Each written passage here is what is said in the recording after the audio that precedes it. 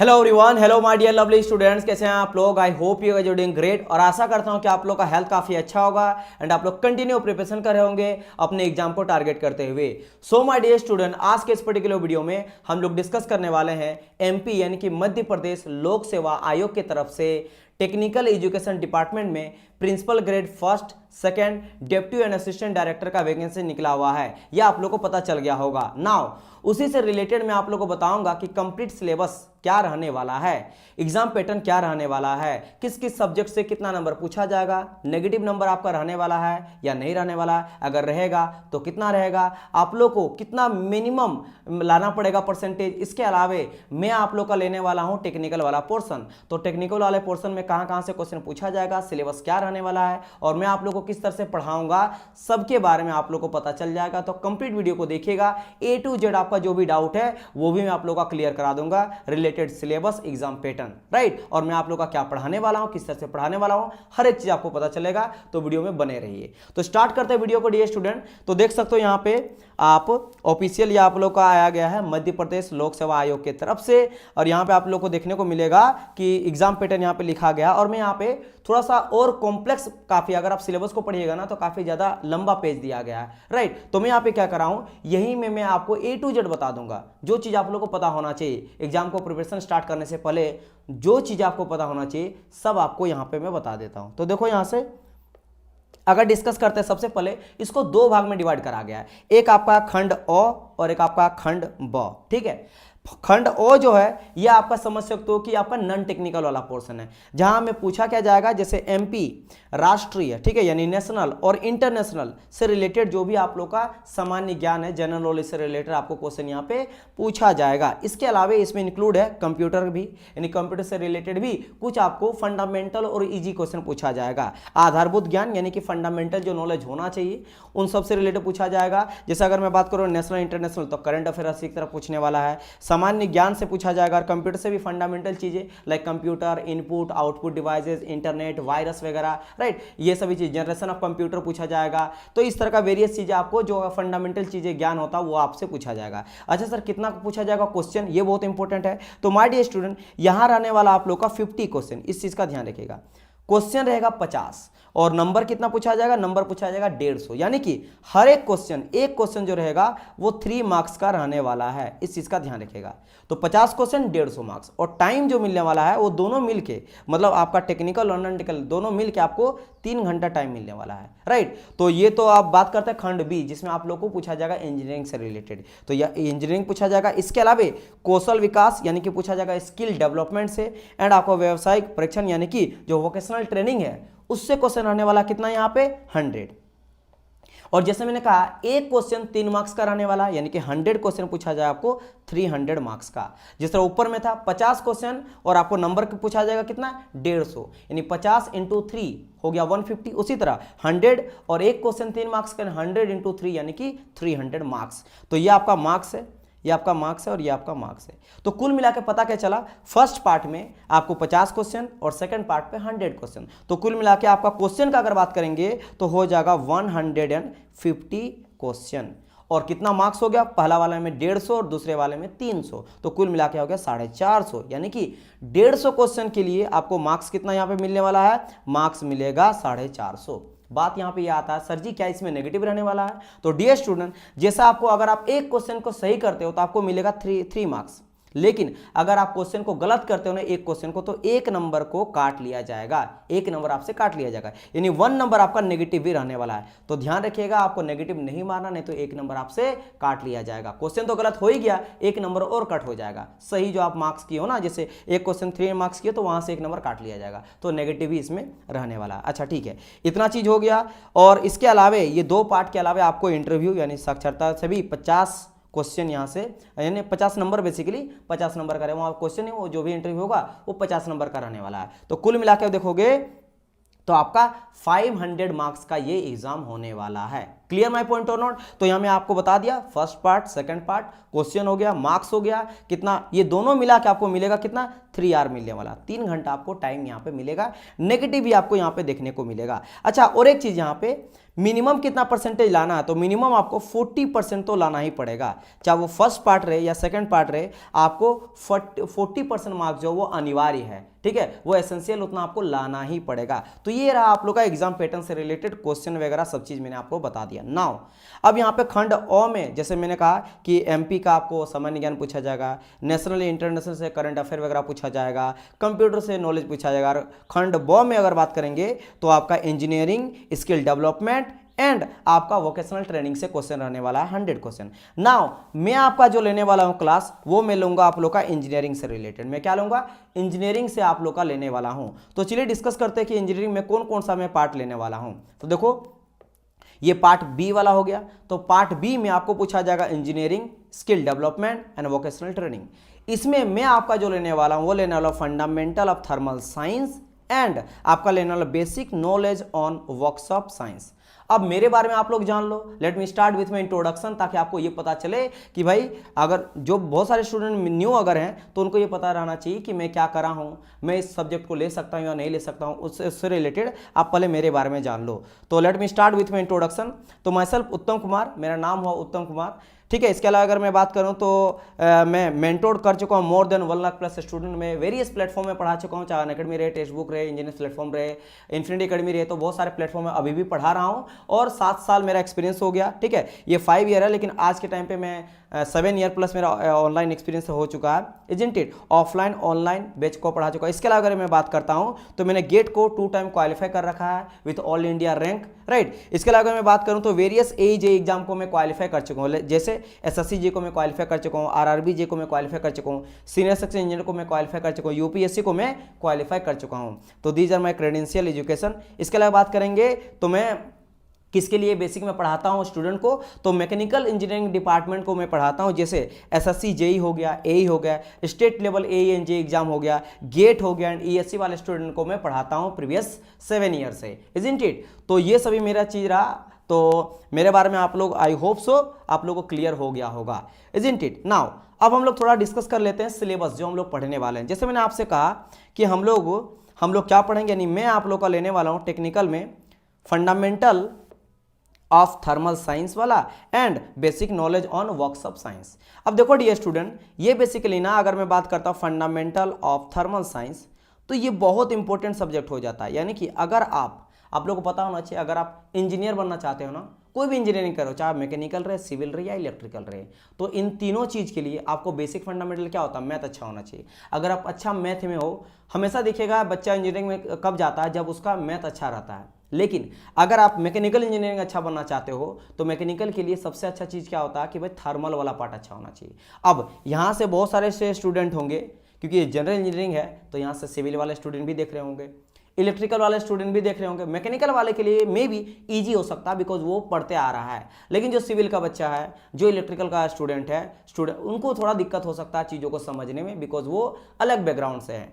तो मैं आप लोग को यहाँ से क्या करूँगा, जीरो से समझाऊंगा। पहले मैं इतना फंडामेंटल क्लियर करते हुए चलूंगा कि मैं मान के चलूंगा कि आप लोग को मैकेनिकल में बिल्कुल नहीं आता है, तो मैं वो पहले क्लियर करूंगा, पर बेस आप लोग को ठीक करूंगा, समझाऊंगा इजी टू इजू। लाइक थर्मोडायनेमिक्स, तो थर्मल बेसिकली क्या होता है, थर्म मींस होता है हीट। तो बेसिकली हम लोग यहां पे क्या करेंगे, जो भी डिस्कस करने वाला है वो हीट से रिलेटेड रहेगा।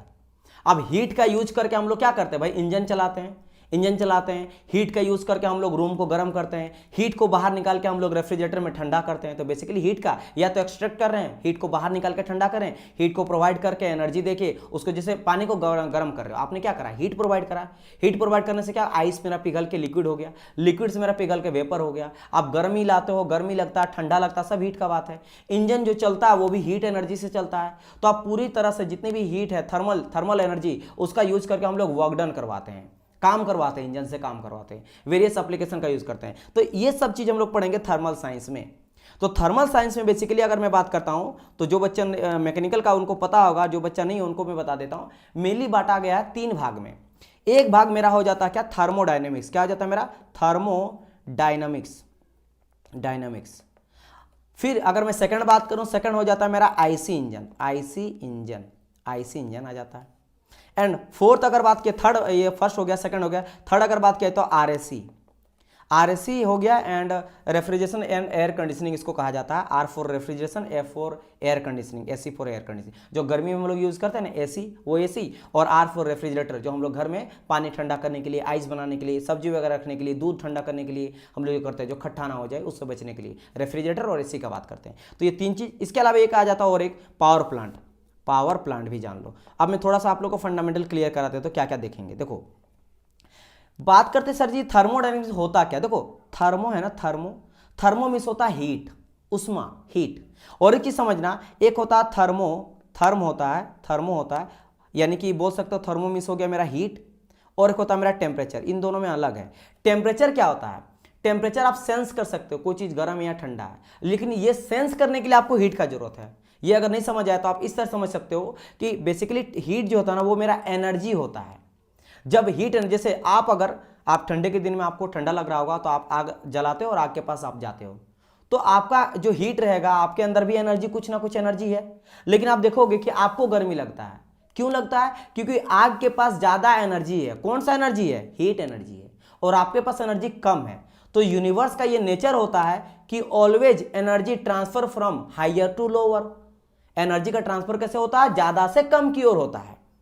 जैसे पानी बहता है तो हाइट, कम हाइट से ज्यादा हाइट से कम हाइट की ओर बहेगा। नदी कभी ऊपर तक तो नहीं जाता, ऊपर से नीचे की ओर आता है। अगर बारिश भी होता तो हाई प्रेशर लो प्रेशर हो जाता है, समझ आया? जिसकी वजह से आपका क्या होता है, इन्फॉर्मेशन का प्रेशर चेंज हो जाता है, एटमॉस्फेयर प्रेशर चेंज होता है, जिसकी वजह से बारिश वगैरह होता है। तो यहां भी हायर से लोअर की ओर एनर्जी ट्रांसफर होता है और आपको हीट लगता है। तो थर्मोडायनेमिक्स में हम लोग बात करेंगे, थर्मो मींस हीट और डायनेमिक माने मोशन। जब हीट मोशन करता है, अब ये हीट मोशन करके कुछ भी हो सकता है। हीट मोशन करवा के हम लोग एनर्जी ट्रांसफर कर सकते हैं। हीट मोशन करा के हम लोग रेफ्रिजरेटर यानी कि कूलिंग करा सकते हैं। हम लोग हीट का मोशन करा के ठंडा के दिन में गर्मी करा सकते हैं रूम को, रूम हीटर का यूज करके। हीट का मोशन ही तो करवा रहे हैं, उष्मा का ट्रांसफर करा रहे हैं, इधर से उधर जा रहा है, राइट। तो और इसी को, इसको चेक करने के लिए कोई चीज कितना गर्म है, कोई चीज कितना ठंडा है, हम लोग यूज करते हैं टेम्परेचर का। तो टेम्परेचर बस मेजरमेंट करने का एक डिवाइस होता है जिसे हम लोग यूज करते हैं थर्मोमीटर। वो टेम्परेचर को स्केल करता है। क्यों करता है? क्योंकि जहां पे टेम्परेचर डिफरेंस रहता है वहीं करेगा, अगर बैलेंस रहता है फिर नहीं कर पाता है। तो ये सब हम लोग देखेंगे थर्मोडायनेमिक्स में। आईसी इंजन मतलब क्या होता है? Internal combustion engine. एक हो जाता है एक्सटर्नल कंबसन, एक हो जाता है इंटरनल कंबसन। इंटरनल कंबसन में क्या होता है? जहां पे हम लोग कंबसन टेक प्लेस होता है, यानी कि जहां पे जलाया जाता है, हीट प्रोड्यूस किया जाता है, वो इंटरनली इंजन के अंदर करते हैं। समझ आए मेरी बात? की जैसे बाइक चलाते हो, इंटरनल कंबसन इंजन का एक पार्ट होता है, क्योंकि अंदर में देखो आपने तेल डाला, पेट्रोल डाला, पेट्रोल डालने के बाद आपने प्लग दबाया, ठीक है, आपने जैसे स्विच दबाया वो स्टार्ट हो गया। चक आप लेते हो, स्पार्क प्लग देते हो, उससे आपका इंजन स्टार्ट हो गया। तो अंदर में क्या होता है? वो फ्यूल जलता है, जिसमें स्ट्रोक होता है, 2 स्ट्रोक इंजन, 4 स्ट्रोक इंजन। तो अंदर में जला, तो क्या आपको आग दिखाई दिया? नहीं दिखाई दिया, वो अंदर में, इसलिए इसको कहा जाता है इंटरनल कंबसन इंजन। तो वहां भी हम लोग हीट का ही यूज करते हैं, फ्यूल से हम लोग हीट प्रोड्यूस करते हैं जिससे मेरा इंजन चलता है। तो ये हो गया आईसी इंजन, इसके बारे में डिस्कस करेंगे। फिर बात करेंगे आरएसी। तो जैसे मैंने कहा आर फॉर रेफ्रिजरेशन, एसी माने एसी जो हम लोग यूज करते हैं गर्मी के दिनों में। तो हम लोग क्या करते हैं गर्मी के दिनों में? रेफ्रिजरेटर से ठंडा करते हैं। तो ठंडा कैसे करते हैं? हम लोग हीट को बाहर निकालते हैं। रेफ्रिजरेटर, फ्रिज का काम रहता है हीट को बाहर निकालना और उसको ठंडा करना, तो हीट का ही हम लोग ट्रांसफर करवाए ना, राइट। और एसी का भी सेम काम रहता है, रूम को ठंडा करने का। जो रूम का ठंडा गर्मी है, गर्मी को बाहर निकाला, रूम को ठंडा करना, इसलिए आइसोलेट करके रखते हैं, पैक करके रखते हैं। जैसे ही रहता है उस रूम को देखना खिड़की उड़की बंद रखते हैं कि भाई रूम ठंडा नहीं होगा। समझिए मेरी बात की नहीं? तो ये सभी चीज देखेंगे। और पावर प्लांट, पावर प्लांट मतलब क्या होता है? जहां पे भाई इलेक्ट्रिसिटी प्रोड्यूस किया जाता है और वेरियस तरह का वहां पे एनर्जी का प्रोड्यूस किया जाता है। किसका यूज करके? हीट का ही यूज करके। तो ये सब का सब जो है मेरा थर्मल का ही पार्ट होता है। थर्मल मतलब वही हीट एनर्जी का यूज करके हम लोग थर्मोडायनेमिक्स में भी पढ़ेंगे, आईसी इंजन पढ़ेंगे, रेग भी पढ़ेंगे, पावर प्लांट पढ़ेंगे। तो इसी में आप देख सकते हो, अगर आप यहां ध्यान दोगे तो आपको पता चल जाएगा कि यहां पे हम लोग क्या क्या देखने वाले हैं। और मैं आपको ऐसा बताऊंगा ना, क्योंकि देखो मैं चूंकि इतना टाइम से पढ़ा रहा हूं, 6-7 साल हो गया, तो मुझे पता है कि लड़का क्वालिफाई अगर एग्जाम को नहीं करता तो वो कहां पे मिस्टेक करता है, जिसकी वजह से क्वालिफाई नहीं हो पाता है।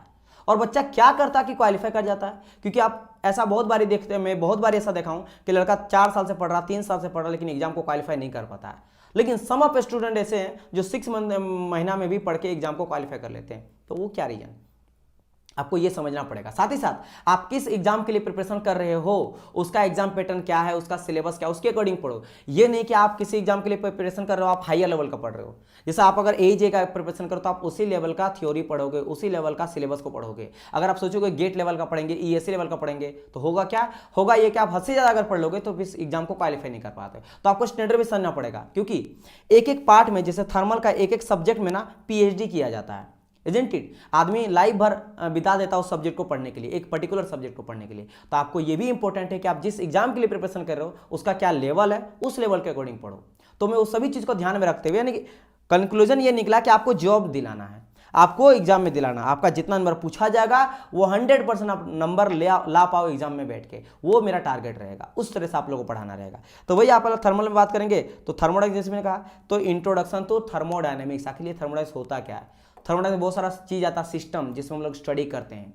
उसके बाहर होता है सराउंडिंग, जो दोनों को अलग करता है, उसको कहते हैं बाउंड्री। ठीक है, isolate system, open system, close system.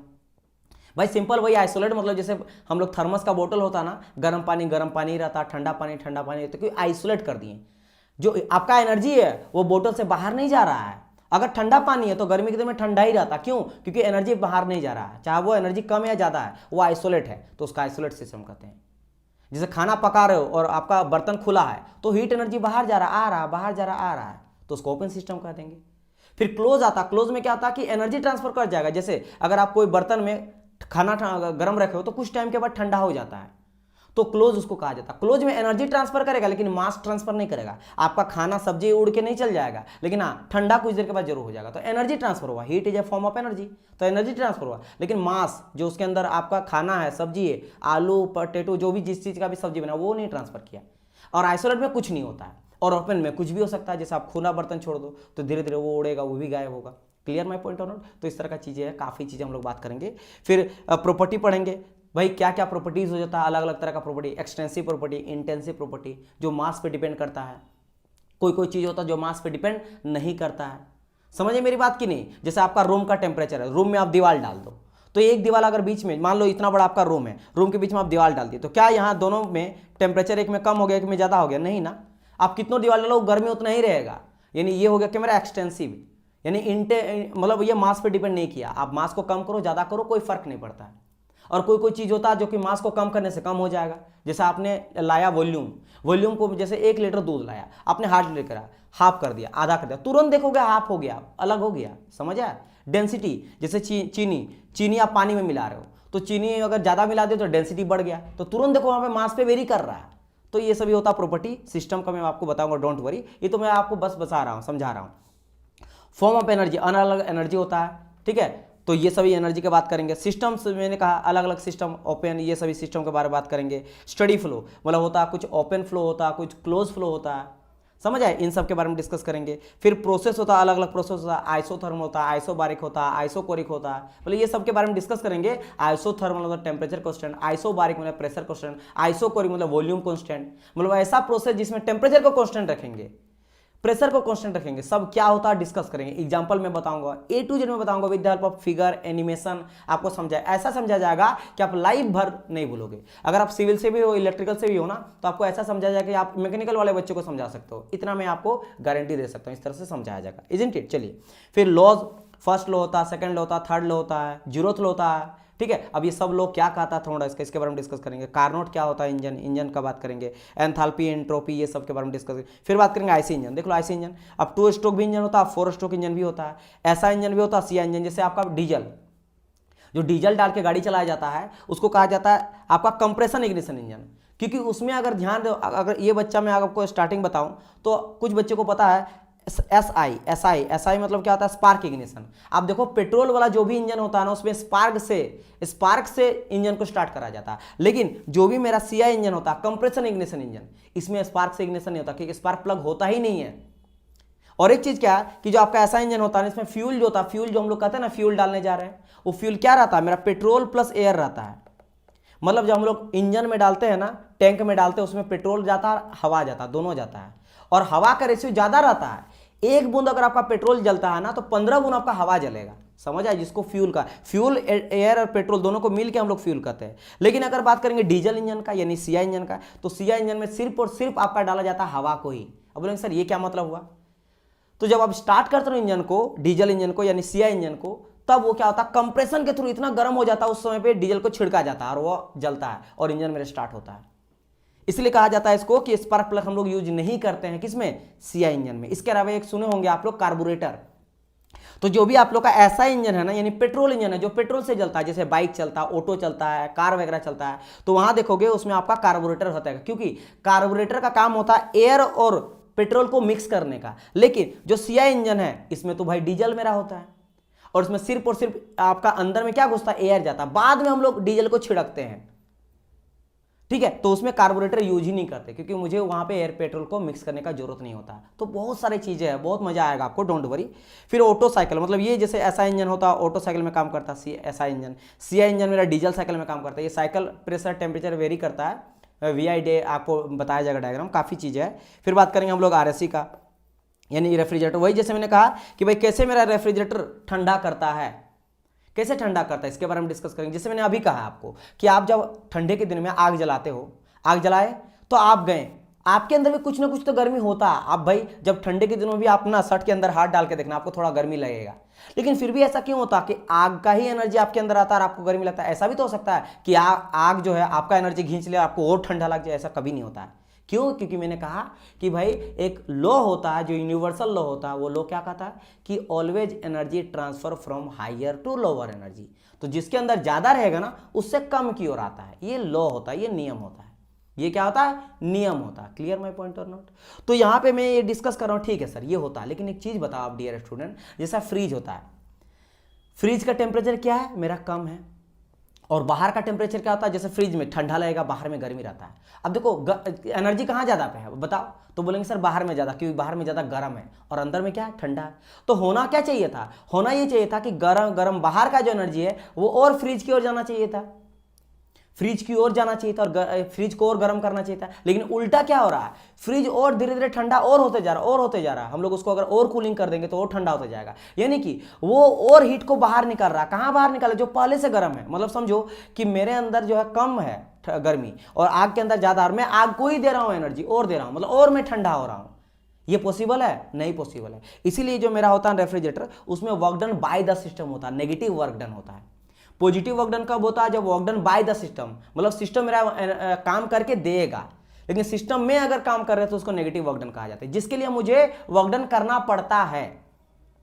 Work done करना पड़ता है मतलब एक्स्ट्रा इनपुट देना पड़ता है, समझ रहे हो? जैसे आप दुकान खोले तो दुकान का क्या है, मैं दुकान में खोला हूं भाई, वहां से हर मंथ मेरा 50,000 का इनकम हो रहा है। पता चलेगा हर महीना में 50,000 लगा रहा हूं और कुछ नहीं इनकम हो रहा, तो भाई क्या वो नेगेटिव, आप सिस्टम पे काम कर रहे हो ना और पैसा डाल रहे हो, तो वो होता। तो ये नेगेटिव वर्क डन मेरा देता है। सिमिलरली बात करेंगे एसी में कैसे काम करता है, एसी का भी सेम काम होता है, तो ये सभी देखेंगे। फिर बात करेंगे वर्कशॉप का। वर्कशॉप का तो बहुत अच्छी तरह से हम बताएंगे। जिसे बात करेंगे हम लोग यहाँ पे अलग अलग इंस्ट्रूमेंट के बारे में, अलग अलग इंस्ट्रूमेंट जो होता है उन सब के बारे में डिस्कस करेंगे। जो मैन्युफैक्चरिंग प्रोसेस होता है, कैसे मैन्युफैक्चर रॉ मटेरियल लिया जाता है। जैसे मान लो आपको बाइक बनाना, बाइक का व्हील बनाना, बाइक का क्लच बनाना, बाइक का इंजन बनाना है, या लेथ मशीन बनाना है, या कोई भी इंजन पार्ट्स बनाना है, तो पहले आप रॉ प्रोडक्ट को निकालते हो। रॉ प्रोडक्ट जैसे आपका आयरन हो गया, लोहा हो गया, या steel. Steel is an alloy of iron and carbon. Iron and carbon को मिला के आपने स्टील बनाया। अब भाई स्टील भी होता, कास्ट आयरन भी होता, दोनों आयरन एंड कार्बन होता। आपको पता होना चाहिए, चाहे मेरा स्टील रहे या कास्ट आयरन रहे, दोनों ही मेरा मेन होता है आयरन ही, Fe आयरन। आयरन और कार्बन मिला जाता है, लेकिन कार्बन का परसेंटेज अगर 2.1 से ज्यादा मिला देंगे ना तो फिर कास्ट आयरन हो जाता है। तो बोलेंगे सर स्टील और कास्ट में अंतर क्या होता है? स्टील जो होता है ना, स्टील को वो डक्टाइल होता है, मतलब अगर आप बाइंड उसको करोगे, छोड़ दोगे तो फिर वो रिटर्न आ जाएगा। आप देखो ना, स्टील का रोल मिलता है, स्केल जैसा मिलता है, उसका मोड़ो छोड़ दो वो फिर आ जाएगा। लेकिन कास्ट आयरन क्या होता है, अगर आप तोड़ोगे ना और मोड़ के तो मुड़ा ही रह जाएगा, मतलब वो अपने शेप एंड साइज में रिटर्न नहीं आएगा। जैसे ये मेरे हाथ में जो पेंसिल है, इसको तोड़ेंगे तो टूट जाएगा। लेकिन ये स्टील का रहता है तो बेंड करते ना, छोड़ दे तो फिर आ जाए। जैसे रबड़, रबड़ का तोड़ो फिर से छोड़ दो फिर रिटर्न आ जाएगा, राइट। तो उसको कहा जाता है इलास्टिसिटी। ऐसा प्रॉपर्टी जो अपने शेप एंड साइज को रिगेन वापस ले आए, उसको कहा जाता है इलास्टिसिटी बिहेवियर। तो स्टील में पाया जाता है। लेकिन जैसे जैसे कार्बन का परसेंटेज बढ़ाएंगे तो ये इलास्टिसिटी खोते जाता है, क्योंकि कार्बन मिलाने का मतलब ही होता है उसको हार्ड बनाना, उसको ज्यादा स्ट्रॉन्ग हार्ड बनाना, टफ बनाना। तो जिसके चलते इलास्टिसिटी कम हो जाए, हार्डनेस बढ़ते जाता है। तो ये डिस्कस करेंगे। तो ये सब में मैन्युफैक्चरिंग प्रोसेस में कैसे हम लोग इस रॉ मटेरियल से, स्टील से, कास्ट आयरन से, रॉट आयरन से और एलॉय वगैरह से हम लोग बनाते हैं फाइनल प्रोडक्ट को। पहले उसको लिया जाता है, मापा जाता है, फिर हम लोग डिजाइन इंजीनियरिंग से डिजाइन करते हैं, फिर और मैन्युफैक्चरिंग प्रोसेस में हम लोग करते हैं क्या, ड्रिलिंग करते हैं, वेल्डिंग करते हैं, कास्टिंग करते हैं, प्लानिंग करते हैं, कटिंग करते हैं, लर्निंग करते हैं, वेरियस प्रोसेस होता है। इस सभी प्रोसेस के बाद हम लोग उसको अरेंज करते हैं, अरेंज करने के बाद फिनिशिंग करते हैं, फिनिश के बाद मुझे फाइनल प्रोडक्ट मिलता है। तो कौन कौन सा मैन्युफैक्चरिंग प्रोसेस होता है ये डिस्कस करेंगे। बेसिक टर्मोलॉजी यूज, कौन कौन सा टर्मोलॉजी यूज करेंगे। मटेरियल प्रॉपर्टी, मटेरियल प्रॉपर्टी मतलब क्या होता है, जैसे elasticity, plasticity, ductility, malleability, toughness, hardness, creep, fatigue, बहुत सारा होता है, 1000 प्रॉपर्टी होता है, ढेर सारा प्रॉपर्टी, और सबको मैं अच्छा से आपको समझा के बताऊंगा कि आखिर जैसे आप लोग जानते होंगे ना, सब आप लोग जानते होंगे कि हार्डनेस और टफनेस एक जैसा होता है, लेकिन इसमें बहुत अंतर होता है। हार्डनेस सरफेस प्रॉपर्टी होता है, सरफेस मतलब कि सरफेस को हार्ड बनाया जाता है, अंदर नहीं, जैसे नारियल का ऊपर में बहुत हार्ड रहता है लेकिन अंदर में सॉफ्ट रहता है, ये हार्डनेस होता है। हार्डनेस का काम रहता है स्क्रैच वगैरह से बनाना, बचाना। जैसे अगर मान लो ग्लास है, ग्लास होता है हार्ड, वो टफ नहीं होता है, हार्ड होता है। क्यों? क्योंकि हार्ड मतलब सरफेस, उसको आप स्क्रैच करोगे ना तो स्क्रैच नहीं होगा नॉर्मली, ठीक है। जैसे आप गोरिल्ला ग्लास का बनाया जाता है, जो आपका मोबाइल रहता है, स्मार्टफोन, गोरिल्ला ग्लास आप स्केच करोगे, जनरली स्केच नहीं होता है जनरल, राइट। लेकिन ये मेरा हार्ड सरफेस प्रॉपर्टी है, मतलब वॉल्यूम प्रॉपर्टी नहीं है, मतलब अंदर में सॉफ्ट रहता है, इसीलिए आप देखो कांच को गिरा फट से गिर जाएगा। लेकिन टफनेस कहता है वॉल्यूम प्रॉपर्टी, मतलब अंदर बाहर दोनों एक जैसा हार्ड रहता है। Clear my point. जैसे आपका चौक हो गया, चौक से लिखते थे ना हम लोग बचपन में, उसको आप गिराओ टूटेगा नहीं जल्दी वो, और आप दबा के भी देखो, एक हाथ से दबा के देखना, भले हल्का रहता लेकिन दबाने में हालत खराब हो जाता है। तो समझ आया। इस तरह बहुत, जैसे इलास्टिसिटी, प्लास्टिसिटी, जैसे मैंने कहा कि ऐसे बेंड करेंगे और छोड़ेंगे तो रिटर्न आ जाएगा, सीधा हो जाएगा, तो होगी इलास्टिसिटी। अगर बेंड करेंगे तो वैसे ही रह गया, उसको हो गया प्लास्टिसिटी। Clear, plasticity. उसी तरह बहुत सारा प्रॉपर्टी होता है, डोंट वरी, मैं सब कुछ आपको बताऊंगा, राइट। फिर भाई डिफरेंट इंजीनियरिंग मटेरियल, अलग अलग मटेरियल, जैसे मैंने कहा स्टील है, कास्ट आयरन है। अब देखो स्टील में भी अलग अलग होता है, medium carbon steel, low carbon steel, dead mild steel, mild steel, stainless steel, एक होता है स्टेनलेस, स्टेन माने जंग, लेस माने रोधी, जंग रोधी स्टील। तो आखिर स्टील को जंग रोधी बनाने के लिए, स्टेनलेस स्टील बनाने के लिए क्या क्या मिलाते हैं, उसमें क्रोमियम मिला जाता है, नाइक्रोम मिला जाता है, टंगस्टन मिलाया जाता है, कि क्रोमियम का काम रहता है रेजिस्टेंस, मतलब जंग नहीं, जंग से लगने से बचाने का काम होता है। और उसी तरह मिला टंगस्टन, उसका हार्डनेस होता है। स्टील को आप कितनों गर्म कर दो जल्दी सॉफ्ट नहीं होगा, जल्दी गलेगा नहीं, टफनेस के चलते। तो वेरियस एलॉय एलिमेंट भी मिलाया जाता है, एलॉय एलिमेंट मिलाया जाता है उसमें। समझ आए मेरी बात की नहीं? तो ये चीज़ हम लोग समझेंगे। फिर बात करेंगे हम लोग nomenclature, basic heat treatment. Heat treatment मतलब मैकेनिकल प्रॉपर्टी को बढ़ाने के लिए, जैसे आपका पता होना चाहिए आयरन जो लोहा होता है, वो जो प्योर आपका फॉर्म होता है ना पिग आयरन होता है, और पिग आयरन इतना सॉफ्ट होता है, अगर आप ऐसे मोड़ोगे ना मुड़ जाएगा। लेकिन एक्चुअल में लोहा को मोड़ के देखो, वो हार्ड इतना क्यों होता है? क्योंकि उसमें एलॉय एलिमेंट को मिलाया जाता है। तो ये हीट ट्रीटमेंट होता है, मतलब उसको एक बार बनाने के बाद हीट ट्रीट और गर्म करते हैं, और गर्म करके क्वेंच करते हैं, मतलब ठंडा करते हैं। अब ठंडा करने का बहुत तरीका है, आप क्या करो, फर्नेस में ही डाल दो, धीरे धीरे ठंडा करो, या पानी में डाले घुसा दो, जल्दी ठंडा हो जाएगा, या हवा में ठंडा करो, या ऑयल बाथ जो तेल होता है तेल में ठंडा करो, पानी में ठंडा करो। अलग अलग प्रोसेस है जिसकी वजह से वो हार्ड हो जाता है। तो ये सभी ट्रीटमेंट की बात करेंगे, ठीक है। चलिए फिर यहाँ बात करेगा फिटिंग में। फिटिंग में अलग अलग तरह का टूल फिटिंग के लिए यूज करते हैं ना भाई, फिटिंग करने के लिए नॉट, बोल्ट वगैरह इस सब के बारे में डिस्कस करेंगे। लेपिंग, डाया और ड्रिल वगैरह के बारे में डिस्कस करेंगे। फिर वेल्डिंग, भाई वेल्डिंग करते हैं, वेल्डिंग में क्या डिफरेंस है। अब वेल्डिंग करने का गैस के साथ गैस वेल्डिंग करते हैं, कुछ मेरा सॉलिड स्टेट वेल्डिंग होता है, कुछ लिक्विड स्टेट वेल्डिंग होता है। मतलब सर सॉलिड स्टेट मतलब दोनों पीस को अगर आप जोड़ रहे हो तो दोनों सॉलिड स्टेट में ही रहेगा, उसको लिक्विड में कन्वर्ट नहीं करेंगे। तो जैसे आप गरम किए घर में, जैसे एक आपका मेटल पीस है, दूसरा मेटल पीस है, एक को पूरा स्पीड से घुमा रहे वो गर्म हो गया, गर्म होने का हाई प्रेशर से चिपका देते हैं, चिपक जाता है, वेल्डिंग हो गया। एक क्या होता है लिक्विड स्टेट वेल्डिंग, जिसमें हम लोग गलाते हैं, जैसे आप देखोगे सोल्डरिंग करते हैं, तो सोल्डरिंग में एक पार्ट मेल्ट हो जाता है और एक पार्ट गला के फिर वहां पे हम लोग डालते हैं, ठीक है। और उसके बाद वो आपका होता है, तो मैं बताऊंगा ब्रेजिंग, वेल्डिंग सब के बारे में डिस्कस करूंगा, ठीक है। तो उसी तरह गैस वेल्डिंग होता है, सो आपका वेरियस तरह का वेल्डिंग, आर्क वेल्डिंग होता है, रेजिस्टेंस वेल्डिंग होता है, ठीक है। थर्मिट वेल्डिंग होता है, जो हम लोग रेल पटरी को जोड़ा जाता है उसको कहा थर्मिट वेल्डिंग, उसमें क्या क्या यूज करते हैं, ठीक है। ऑक्सी एसिटिलीन वेल्डिंग होता है, जिसमें ऑक्सीजन और एसिटिलीन गैस का यूज करके हम लोग वेल्डिंग करते हैं, जो आपको देखने को मिलेगा अलग अलग तरह का मार्केट में, ठीक है। जो इस तरह का सिलेंडर में रहता है, ऑरेंज कलर का रहता है जिसमें आपका डाला जाता है अलग गैस, फिर दूसरा अगर ब्लू कलर का रहता है उसमें अलग गैस डाला जाता है, वो भी वेल्डिंग में काम आता है। तो वेरियस तरह का चीज़ है। फिर बात करेंगे ब्रेजिंग, भाई ब्रेजिंग और वेल्डिंग में क्या अंतर होता है, टेम्परेचर का अंतर होता है। वेल्डिंग में ज़्यादा टेम्परेचर यूज करते हैं, ब्रेजिंग में कम करते हैं। उस तरह ब्रेजिंग और सोल्डरिंग ये भी दोनों रहता है। आप देखोगे सोल्डरिंग तो ये सभी इलेक्ट्रॉनिक्स पार्ट के लिए किया जाता है, जिसमें कम टेम्परेचर 400-500 डिग्री सेल्सियस, लेकिन वेल्डिंग करोगे 1000 डिग्री सेल्सियस, बहुत ज़्यादा लोहा को गलाने के लिए। लेकिन हम लोग ब्रेजिंग में, वेल्डिंग में क्या, सोल्डरिंग में क्या, सोल्डरिंग में भी मोबाइल का पार्ट, सर्किट वगैरह को जोड़ने के लिए कम टेम्परेचर में गल जाता है वो, समझ आया। तो बहुत सारी चीज़ें और हम लोग डिस्कस करेंगे। फिर यहाँ पे बात किया गया सीट वगैरह का, जैसे सीट से, जैसे आप घर में बक्सा वगैरह होता है ना और स्टील प्लांट होता है, वहाँ पे बहुत सारा सीट से बनाया जाता है। सीट से हम लोग का दरवाजा बनता है, विंडो बनता है, सीट्स बनता है, बहुत सारा चीज़ है, तो वो बनाया जाता है। फिर मेटल कटिंग, भाई मैंने जैसे रॉ मटेरियल से प्रोडक्ट बना रहे हैं तो मटेरियल को कट तो करना पड़ेगा ना, कट करने के लिए लेथ मशीन होता है, उसमें वेरियस तरह का कटिंग प्रोसेस हम लोग अपनाते हैं, उन सब के बारे में डिस्कस करेंगे। जैसे यहाँ पे कहा गया लेथ में वही है, ड्रिलिंग हो गया, सेपर हो गया, मिलिंग हो गया, कटिंग हो गया, कटिंग टूल भी होता है, एक होता है सिंगल पॉइंट कटिंग टूल, जैसे आपका घर में चक्कू, वो single point cutting tool, single point मतलब एक ही धार है कट करने के लिए। लेकिन मिलिंग मशीन में जो कटिंग हो रहता एज रहता है वो मैं आपको दिखा देता हूँ किस तरह से रहता है कटिंग एज। मिलिंग कटिंग इस तरह का रहता देखने को मिलेगा, ऐसा ऐसा ऐसा ऐसा ऐसा ऐसा, आप देखो ना कितना यहाँ पे कटिंग है, जो सब कटिंग करने का काम आता है, ये इस तरह करके करता है, मेटल को कट करता है। तो तीन यहाँ पे देखो, एक हो गया, 2 3 4 5 6 कटिंग एज है, सब मटेरियल को कट करता है। इसको कहा मल्टी पॉइंट, क्योंकि एक पॉइंट नहीं है, ज्यादा पॉइंट है, तो मल्टी पॉइंट कटिंग टूल। तो ये टूल है, टूल मतलब जो काम कटिंग करने का काम कर रहा है। तो टूल आपका घर का चक्कू भी होगा, लेकिन एक ही धार है, इसमें 6 धार है, समझ है, तो मल्टी पॉइंट कटिंग टूल, उसके बारे में डिस्कस करेंगे। और क्या क्या फीड क्या था, डेप्थ, जैसे कटिंग कर रहे हो तो जब तरबूजा काट रहे हो, तरबूज कितना डेप्थ देंगे, कितना घुसा के काटेंगे, वो डिपेंड करता है कि किस तरह का मटेरियल को कट कर रहे हो, क्योंकि आप तरबूजा नहीं काटते हो, आप लोहा काट रहे हो, स्टील काट रहे हो, तो स्टील इतना हार्ड होता है, ऐसा ना हो कि मटेरियल जो जिससे कट कर रहे हो वो चक्कू ही टूट जाए। ये भी तो हो सकता है कि आप कट कर रहे हो, कटिंग टूल ही मेरा टूट जाए, तो उसके लिए भाई कौन सा मटेरियल सॉफ्ट है या हार्ड है। जैसे कास्ट आयरन बहुत ही हार्ड होता है, जैसे मैंने अभी कहा कि कास्ट आयरन क्या होता है, हम लोग कार्बन के परसेंटेज को 2.1 से ज़्यादा मिलाते हैं, जिसकी वजह से हार्ड हो जाता है।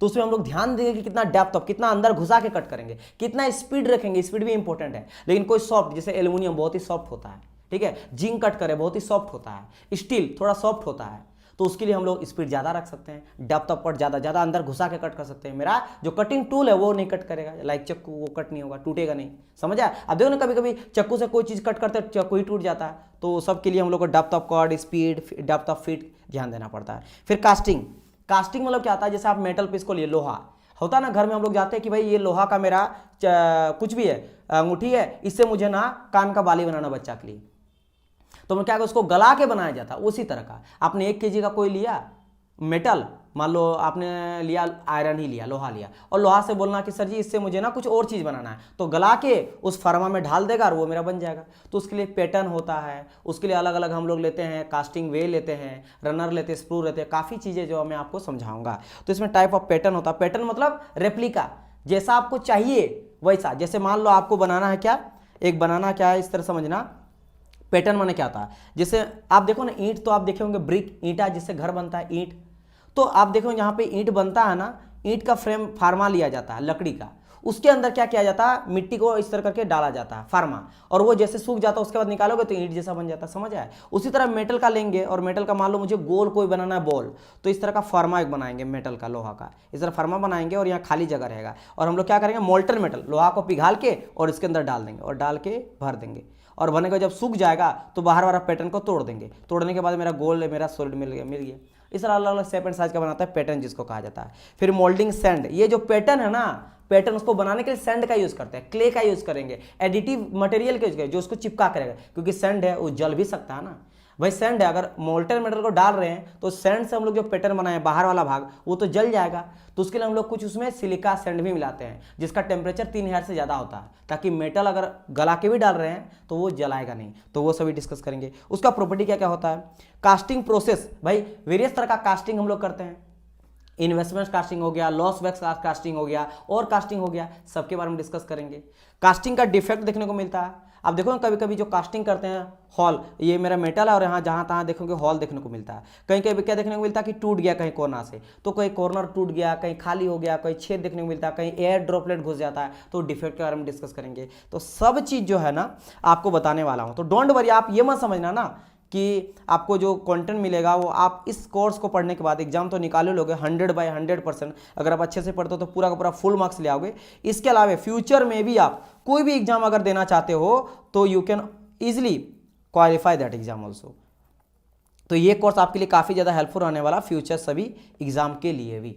Isn't it. तो ये सब मैं आप लोग को पढ़ाने वाला हूं। उम्मीद करता हूं जो मैंने अभी बस आपको बताया, ओवरऑल बताया, आप में समझना कि अभी मैंने पढ़ाया है, आपको बताया कि क्या क्या चीज़ें और क्या क्या पढ़ना है। तो don't worry, A to Z में 1000 बार पढ़ा चुका हूँ स्टूडेंट को, इजंट इट। 7 साल में कितना बार पढ़ा चुका हूँ। तो आप लोग टेंशन मत लेना, काफ़ी इंजॉय के साथ हम लोग पढ़ेंगे। इसके अलावा हम लोग क्वेश्चन सोल्यूशन भी देखेंगे। जैसे जैसे चैप्टर हम लोग का कंप्लीट होते जाएगा वैसे वैसे मैं उसका क्वेश्चन भी करवा दूंगा, जो वेरियस आपके SSC JEE वगैरह के एग्जाम में पूछा गया है। साथ ही साथ डाउट सेशन आप लोग को अगर कोई मान लो पढ़ाएंगे और कई चीज़ पे समझ ना आए और डाउट आपको सेशन लेना है, तो मैं लाइव आप लोग का डाउट सेशन ले लूँगा। सारे स्टूडेंट आइएगा, अपना क्वेश्चन पूछ सकते हो।